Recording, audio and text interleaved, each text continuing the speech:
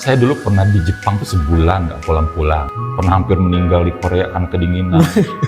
Celana ini bisa dilapis 4 lapis. Baju bisa lah 7 lapis. Kepala ini kan botak ini.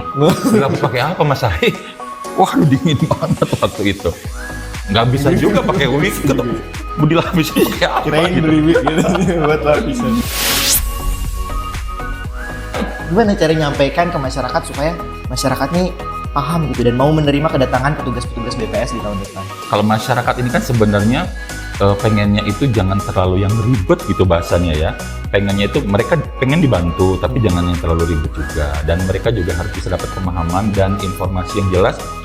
Kalau sensus ekonomi ini mereka support dan mereka ikut serta di dalamnya, manfaat apa sih yang mereka bisa dapat?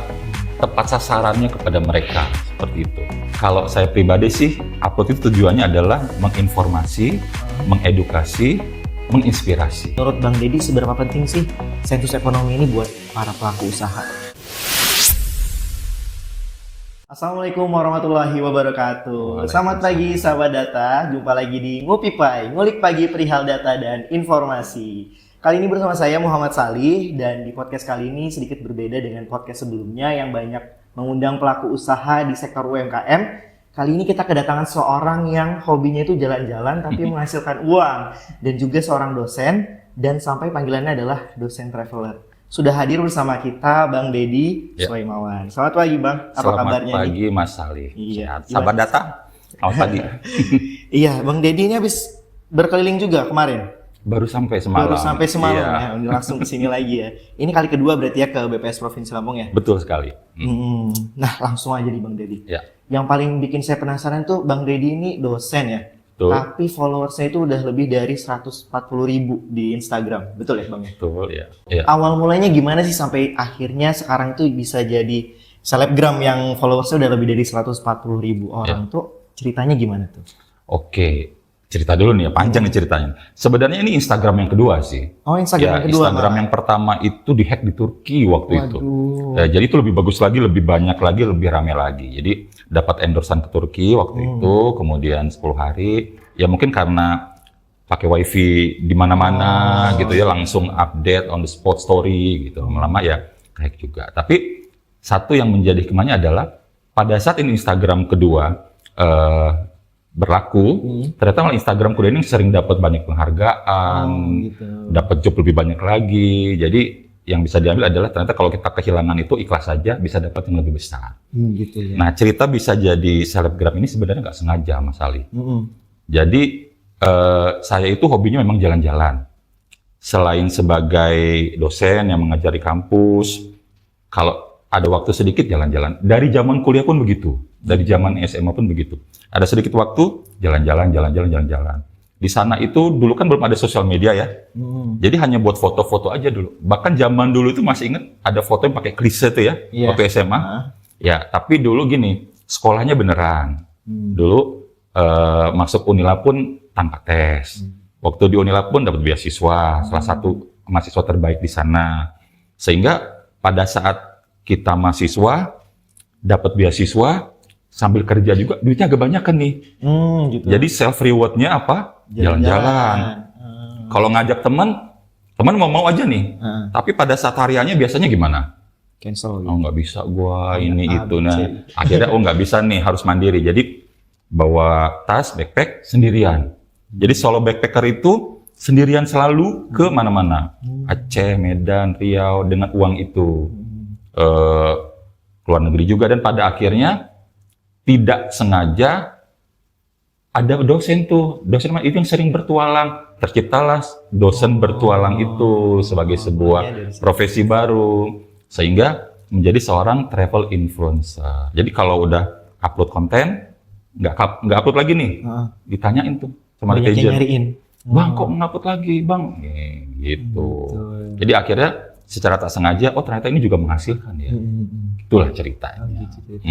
Ada nggak sih dulu awal itu konten yang sampai ini nih kayaknya paling peak sampai akhirnya banyak banget yang follow gitu? Biasanya kan ada tuh ya, satu konten viral gitu yang akhirnya jadi banyak nih yang follow, gitu ada nggak?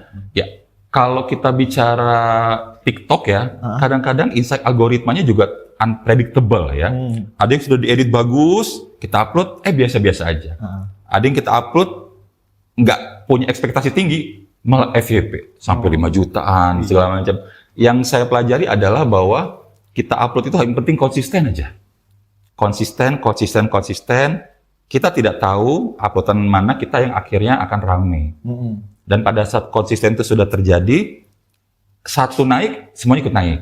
Oh gitu. Seperti itu biasanya. Video-video lainnya juga ikut naik ya. Biasanya konsisten dulu aja. Oh, yang penting konsisten. Iya. Kadang-kadang kalau kita berharap satu konten FYP, kemudian nggak FYP nih, akhirnya kan jadi malas. Waduh, ada banyak pikiran, kecewa. Upload aja gitu. Upload aja ya. Tapi kalau untuk bisa upload terus itu kan konsisten tadi ya Bang? Iya. Itu kan butuh apa ya? Effort ya. Iya. Gimana sih caranya untuk ada ide lagi nih, kita harus buat konten ini. Kalau Bang Deddy sendiri gimana tuh caranya biar ada terus tuh? Makanya dibilang nggak sengaja itu karena gini, pada saat jalan-jalan yang ada di pikiran ini begini, ini udah jauh-jauh ke sini harus ada fotonya atau videonya gitu ya. Jadi dokumentasi aja sebenarnya. Udah kita simpan. Main Instagram pun masih inget banget 2 Juni 2017. 2 Juni? Iya, masih inget banget. Itu pun upload foto-foto yang sudah pernah dikunjungi ya waktu upload dan ternyata netizen suka. Jadi ada sebagian follower itu yang memang traveler sejati gitu. Jadi dia ngikutin. Nanti dia DM tanya, kalau ke sana biayanya berapa, nginepnya di mana, terus prosesnya bagaimana. Karena memang solo backpacker tuh nggak mudah. Contoh misalkan, saya mau ke Thailand, Kamboja, Vietnam sendirian 9 hari. Saat Lebaran. Itu kan kalau nggak punya keberanian, susah. Iya, jadi naik apa, sampai sana tidur di mana, terus kemana saja. Dulu kan Kamboja belum seserem yang sekarang ini beritanya ya. Sendiri aja masih berani zaman dulu. Iya, gitu. Gitu, jadi emang harus konsisten ya. Terus Bang, tapi kadang-kadang itu mungkin di beberapa orang ya, pingin juga nih sebenarnya dia ngupload, pingin jadi konten kreator apa. Tapi ada perasaan takut. Takutnya itu takut dijudge nanti. Gimana ya kalau saya upload ini akan ada yang ngomongin nggak ya? Karena kan sekarang itu di media sosial ya kita bisa orang-orang bisa bebas berkomentar apapun gitu kan ya. Gimana sih cara nanganin itu kalau Bang Deddy sendiri? Kembali lagi kepada tujuan awal kita upload ya. Jadi sebenarnya kalau saya pribadi sih upload itu tujuannya adalah menginformasi, mengedukasi, menginspirasi. Jadi tidak ada yang tersakiti di sini sehingga jauh sekali dari orang-orang yang mau menghujat, mau bilang apa. Sekalipun ada, sebenarnya kita tidak perlu fokus kepada yang negatif. Fokus aja kepada yang positif. Because not everybody loves you kan. Nggak semua orang itu suka juga sama kita. Tapi yang bisa kita lakukan adalah keep positif, keep moving forward. Itu aja sih. Itu yang penting ya. Iya. Karena pasti yang suka juga lebih banyak daripada yang hate itu ya. Betul. Dan yang menarik itu kalau di zaman saya kecil waktu itu dulu ya. Orang-orang anak-anak itu kalau ditanya mau cita-citanya jadi apa gitu kan ya. Dulu jadi dokter, jadi apa? Pilot. Ya gitu kan biasanya. Tapi kalau sekarang berubah ya. Zamannya udah berubah jadi kayak pengen jadi konten kreator, pengen jadi YouTuber gitu ya. Karena penghasilannya lumayan. Lumayan banget. Oh, jadi kalau misalkan orang tua yang anaknya mau jadi itu sebaiknya didukung ya karena prospeknya bagus. Bagus banget karena gini, saya kan mengajar di beberapa kampus. Salah satu kampus saya juga mengajar di Dharma Jaya, ada prodi bisnis digital. Iya, bisnis. Kan zaman dulu tidak ada tuh prodi-prodi seperti itu kan. Sekarang kan ada. Targetannya apa? Bisa juga cetak influencer, konten kreator, data analis.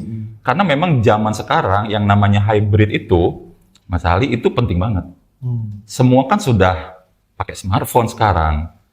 Marketing juga sudah tidak manual lagi, semuanya sudah pakai. Sekarang sudah ada AI, ChatGPT. Jadi memang harus fokus kepada teknologi gitu. Iya betul banget ya. Karena memang udah berubah zamannya. Betul. Dan mungkin banyak yang belum tahu kalau misalkan konten kreator ini sebenarnya anggapnya mungkin bukan usaha ya. Padahal kalau di sensus ekonomi 2026 nanti konten kreator itu akan dicatat sebagai pelaku usaha. Kalau Bang Deddy udah tahu belum tuh? Iya, karena kita menghasilkan ya. Iya, menghasilkan. Harus data juga dong ya. Iya, betul. Karena di situ ada aktivitas yang dilakukan sendiri dan menghasilkan pendapatan gitu ya. Jadi dicatat sebagai pelaku usaha. Nah, yang mau saya tanyakan tuh kalau misalkan di usaha lain, di sektor lain gitu misalkan ya, kayak UMKM atau apa itu biasanya kan ada registrasinya ya. Dia punya nomor izin berusaha atau apa gitu. Nah, kalau di konten kreator ini kan sepertinya belum seperti itu kan ya, masih belum sampai ke sana ya. Nah, kira-kira ada nggak sih semacam komunitas atau apa yang bisa kita itu ngelihat siapa aja konten kreator di Lampung atau gimana, ada nggak perkumpulannya? Sejauh ini sih kita memang paling hanya WhatsApp grup saja gitu. Ada beberapa agensi yang mungkin menaungi, tapi itu tidak hanya di Lampung, tapi bisa juga nasional. Tapi itu agensi yang ngurus ya. Dan itu sifatnya juga kalau dia memberikan job, kemudian kita dapat gitu. Kalau dia tidak memberikan, dia tidak dapat juga. Tapi ada juga sekarang influencer-influencer itu yang mandiri. Ada micro influencer, makro influencer. Jadi mereka bekerja ya secara kreatif mandiri, konten sendiri, nego sendiri, dan penghasilan sendiri tanpa agensi. Gitu. Memang berarti luas banget ya. Iya. Dan mungkin jumlahnya bisa banyak banget ya konten kreator ini ya. Banyak. Kalau kita lihat sekarang juga di jalan-jalan di Bandar Lampung ini juga banyak konten kreator yang suka Tadi live ada. ya. Ada yang live. Di lampu merah Iya, betul, gitu ya. betul. Sekarang tuh banyak banget dan macam-macam berarti konten mereka ya. Ya itu yang menjadi tantangan BPS berarti nanti untuk bisa mencatat semua itu. Karena banyak juga orang yang tertarik dengan dunia konten creator ini, gitu ya. Apalagi Gen Z ya.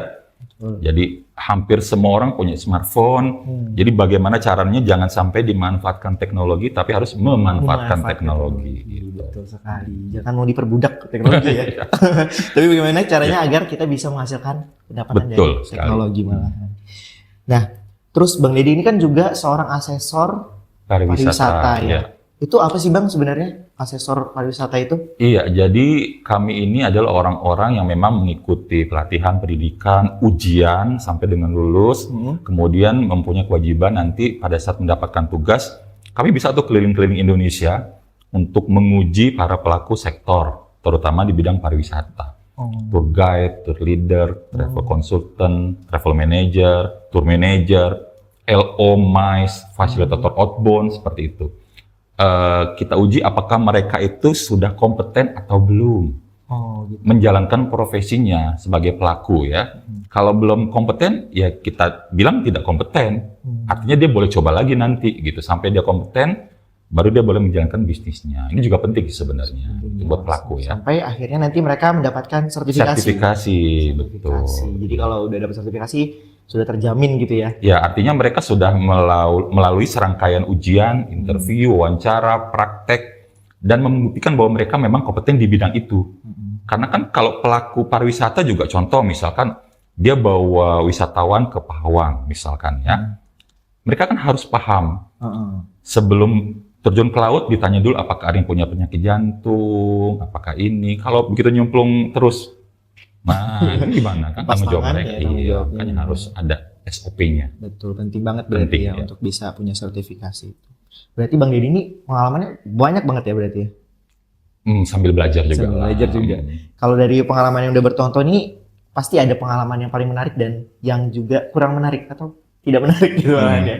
Bisa diceritain nggak tuh apa yang paling menarik dan yang banyak ya? Kurang menarik. Saya dulu pernah di Jepang tuh sebulan nggak pulang-pulang. Di Jepang sebulan? Iya, Korea Selatan, Jeju. Sendirian aja jalan-jalan. Jalan-jalan aja. Kebayang nggak sih kalau jalan-jalan tuh solo backpacker ya, bukan pakai trip atau pakai apa namanya tour travel. Artinya kan kita bawa backpack, mau tidur di mana, kan semua budget itu kan tinggi, hotelnya segala macam, bla bla bla. Kebayang nggak 1 bulan dengan uang seadanya, tapi harus bisa survive di sana gitu kan? Pernah hampir meninggal di Korea karena kedinginan. Jadi waktu itu ada badai salju, jadi maksudnya celana ini bisa dilapis 4 lapis, baju bisa lah 7 lapis. Kepala ini kan botak ini, dilapis pakai apa Mas Ari? Waduh dingin banget waktu itu. Tapi selamat juga. Ya. Beli wig nggak bisa juga pakai wig. Mau dilapis pakai apa? Kirain gitu. beli wig gitu buat lapisan. Di Jepang itu duit udah menipis, jadi inget banget itu ada kayak kue gitu sepetak gitu, cuma dimakan sesuap untuk bisa bertahan hidup aja. Yang penting bisa puas jalan-jalan. Badan gemuk, ini celana lepis ini bisa sejengkal gini kurus, karena kan jalan terus. Wow. Oh, dari gemuk tapi jadi seru. kurus Ya. Saya enjoy banget karena that's my passion gitu. I love what I do what I love gitu. Jadi masing-masing orang itu kan punya tempat untuk merecharge energinya ya. Dari serangkaian aktivitas sibuk yang kita lalui, recharge saya gitu jalan-jalan. Semakin menantang, semakin suka. Oh gitu. Makanya dulu pernah jadi host jalan-jalan jelajah-jelajah, kita syuting di tempat-tempat yang lumayan menantang. Pernah juga jadi host Indosiar Lampung untuk beberapa episode. Jadi kalau malam-malam begadang tuh bisa lihat masih ada tuh muka saya di situ. Jadi Iya. Indosiar Lampung. Iya, betul. Keliling-keliling Lampung lah. Keliling-keliling Gitu. Lampung. Semakin tempatnya itu ekstrim, semakin senang pokoknya. Semakin senang. Iya, emang adrenalinnya memang ke situ ke arahnya gitu. Gitu. Nah, berarti Lampung udah semua kabupaten kota nih dikunjungi. Alhamdulillah mudah-mudahan sudah semua ya. Sudah Kalaupun semua. ada yang baru-baru, mungkin next pasti akan ke sana. 13 kabupaten, 2 kota itu ya. Iya. Terus habis itu Indonesia juga udah ke semua. Belum, baru 23 provinsi. 35 negara, 23 provinsi. Belum banyak sih, belum banyak. Luar biasa ya. Iya. Dari banyaknya negara, kota, dan kabupaten yang dikunjungi itu, kalau buat sahabat data kira-kira apa rekomendasi Bang Deddy nih yang cocok untuk dikunjungi? Dari Lampung dulu. Lampung itu Lampung paket komplit. Paket komplit, Iya, betul. jadi mau kuliner, wisata alam, wisata buatan, air terjun, gunung, semuanya ada. Jadi kalau ke Lampung itu paket komplit. Paket komplit. Ya? Aman. Aman ya. Ya, sekali datang ke Lampung dapat semua. Dapat semua. Betul. Ya. Kemudian kalau untuk Indonesia dulu itu waktu awal-awal jadi traveler, pengen banget ke salah satu pulau terindah di dunia. Apa itu? Jadi dulu ada majalah yang namanya itu apa ya, majalah Jerman tuh ya, saya lupa. Oplanya 5 juta eksemplar, dia bilang pulau ini dinobatkan sebagai pulau terindah di dunia. Oh, langsung melingkarin, catat pengen ke sini. Pulau Sumba. Pulau Sumba. Pulau di Nusa Sumba, Tenggara ya. Barat. Jadi Pulau Sumba itu saya ke sana explore, emang indah banget, indah banget. Setelah itu langsung ke Raja Ampat. Wah, Ya, itu juga indah banget waktu itu 2 pulau yang memang pengen diincar banget ya, karena memang betul-betul di kepalanya harus ke sana gitu. Dan terlaksana. Pada saat sudah sampai di sana, nah targetnya lebih tinggi lagi. Oh, dari Sabang sampai Merauke. Jadi harus ke Sabang, harus ke Merauke. Terus ada yang namanya bagian barat terluar Indonesia di W, harus ke sana. Pulau W. Oh, ada Pulau Rote yang bagian wah, jadi begitu diri itu Australia gitu. Jadi nyoba-nyoba yang seperti itu. Kaki kanan ada di Timor Leste, kaki kiri di Indonesia gitu. Jalani sudah gitu. Nagih ya. Seru pokoknya. Yang belum mungkin yang Korea Utara satunya. Oh. Itu aja ekstrim kan itu. Iya. Korea Selatan cakep-cakep kok. Dari Korea Selatan tuh naik pesawat lagi ke Jeju ya, tempat syuting drama Korea. Oh, cakep banget itu. Jadi ada gunung Hala itu salju semua, ada juga tempat yang tuh bunga semua gitu. Pokoknya keren. Harus ke sana ya Mas Ali. Sana. Oke, siap. Amin. Nanti dalam beberapa tahun lagi. Jadi itu tadi Indonesia dan Provinsi Lampung. Kalau di luar negeri apa Korea tadi yang perlu dikunjungi? Atau selain di Asia ada nggak sih?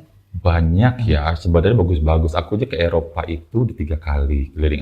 Jadi kalau ke Eropa tuh udah ke negara-negara tuh tinggal naik kereta, Karena naik bus kan kecil-kecil ya berdekatan. negaranya. Yang hobi bola ya pengen ke Stadion Bernabeu, Real Madrid, ajak Amsterdam itu kan bangga banget mereka yang hobinya bola dan sampai ke sana. Iya, gitu. Terakhir itu yang paling berkesan itu Jeju tuh indah banget ya. Jeju tuh indah banget. Kalau mau yang hobi fotografi, hobi buat konten di sana bagus lah. Bagus banget. Ya, tapi kalau secara keislaman pengennya yang ke Arab lagi lah ya, sambil umroh lagi Sambil umroh. gitu. Iya, betul. Pengen ke sana lagi. Wah, menarik banget ya. Masih sahabat data ini udah pada langsung nulis-nulis nih kira-kira berapa budgetnya yang dibutuhkan nih untuk bisa sampai sana. Wah, menarik banget. Kita minum dulu kali ya. Oke. Seru banget nih, Bang Deddy.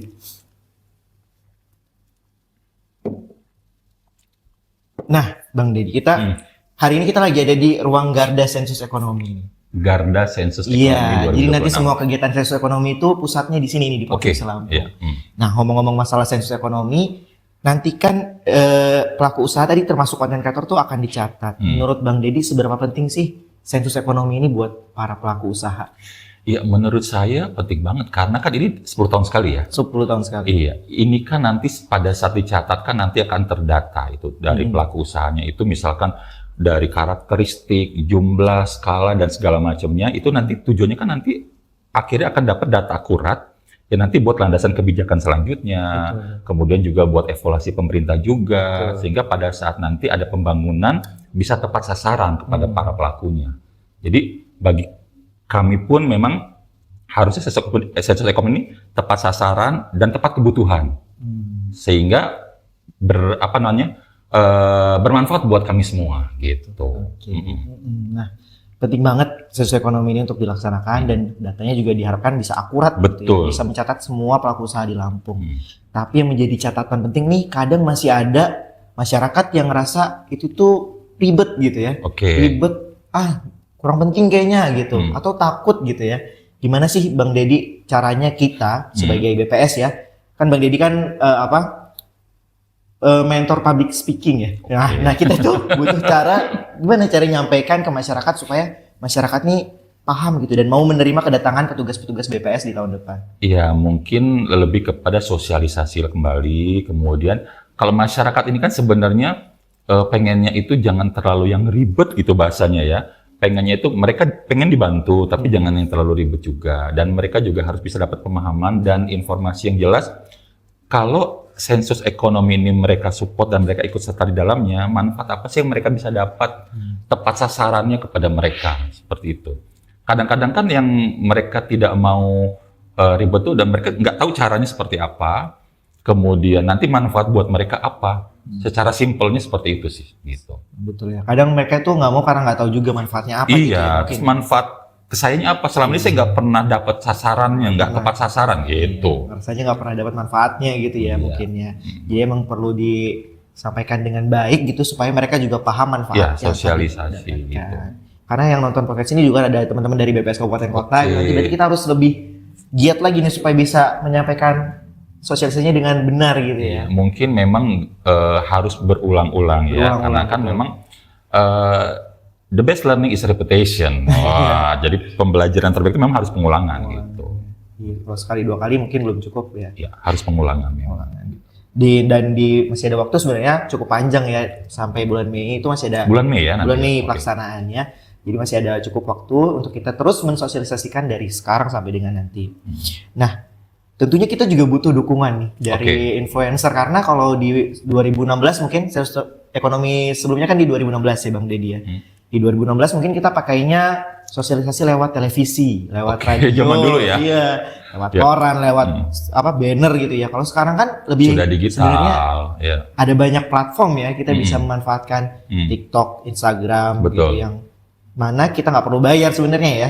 Dan kita juga butuh dukungan dari influencer. Kira-kira ada nggak nih influencer yang bisa mendukung kita, dan bagaimana sih kira-kira peran influencer dalam mendukung sosioekonomi ini? Banyak di Lampung ini ada beberapa influencer yang sudah makro, mikro, dan mereka itu sebenarnya pada saat ada campaign seperti ini, mereka bisa support. Nanti bisa hubungi langsung, kemudian kalau mereka sudah punya rekat bisa nego langsung. Diberikan saja call briefnya ya. Jadi maksudnya ini loh intinya seperti ini, kemudian sampaikan tujuan dari campaign ini apa sih? Karena kalau kita mau door to door hanya memakai banner saja sudah nggak sampai lagi sekarang, kurang efektif dan efisien. Jadi serba digitalisasi. Kenapa? Pertama, satu lebih efektif, efisien, kemudian tidak terbatas pada ruang dan waktu, lebih mudah juga, dan itu bisa langsung dilihat reach-nya, engagement-nya, sudah sampai mana. Kita upload di sini, kalau ada yang like, komen di luar pulau, luar negeri kan kelihatan. Oh, berarti reach-nya sudah sampai sana, gitu.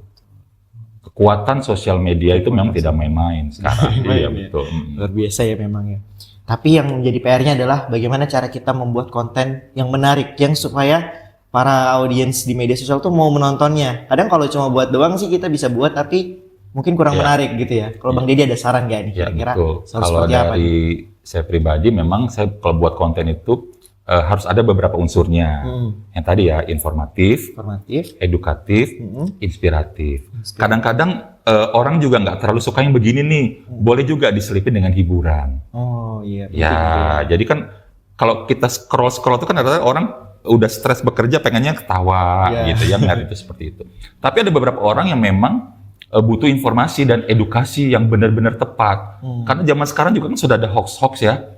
Jadi ya nggak bisa dipertanggungjawabkan. Jadi sebagai seorang influencer itu, karena dia orang yang menginfluence, jadi dia harus bertanggung jawab akan konten yang dia buat. Kalau itu tidak bisa dipertanggungjawabkan, itu hoax kan kasihan buat yang netizen yang nonton, bisa salah gitu. Dipastikan dulu kontennya memang tepat sasaran, readable, achievable, kemudian dan juga benar isinya.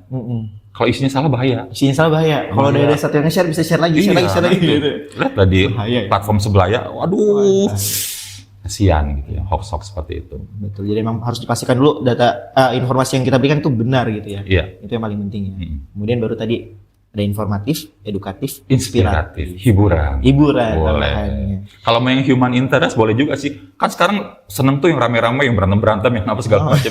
Cuma ya kembali lagi kepada netizennya, pangsa pasarnya itu orang-orang yang seperti apa. Kalau beberapa minggu yang lalu Tumblr gitu mungkin ya. Kita masuk Rame Tumblr gitu ya. Iya, seperti itulah. Seperti itu ya. Oke deh. Menarik sekali ini pembicaraan kita hari ini Bang Dedi. Terakhir Bang Dedi, apa pesan Bang Dedi ini untuk para konten kreator dan pelaku usaha digital agar mau berpartisipasi di Sensus Ekonomi 2026? Oke, buat para teman-teman content creator dan juga para pelaku usaha, kita ramaikan, kita support, kita sukseskan Sensus Ekonomi 2026. Agar apa?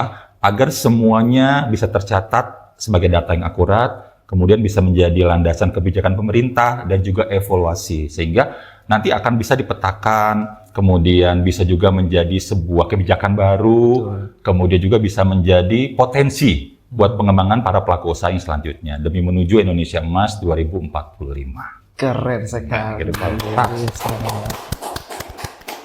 Bang Dedi, terima kasih banyak Sama-sama, ini. Mas. Sebelumnya kita itu punya slogan. Oke. Sensus Ekonomi. Kita slogan dulu ya. Ya. Tangannya seperti ini. Kemudian Ini. yang Oke. ini disatukan. Oke.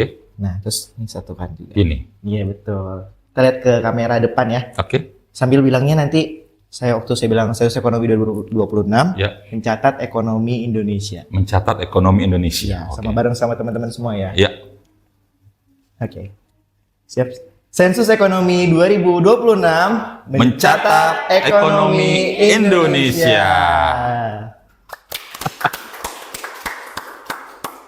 Terima kasih banyak Bang Dedi. Semoga konten hari ini, apa yang kita bicarakan hari ini bisa menginspirasi banyak teman-teman BPS di kabupaten kota maupun masyarakat secara luas untuk bisa Amin. mengetahui terkait dengan konten kreator itu apa, kemudian juga sensus ekonomi itu seperti apa. Amin. Nanti kita kedepannya bisa ngobrol-ngobrol lagi. Siap. Diundang lagi, siap ya Bang Dedi? Siap. Ya? Siap. Oke, terima kasih banyak Bang Dedi. Thank you, sahabat data. Terima kasih banyak sahabat data. Sampai jumpa di podcast selanjutnya. Dadah.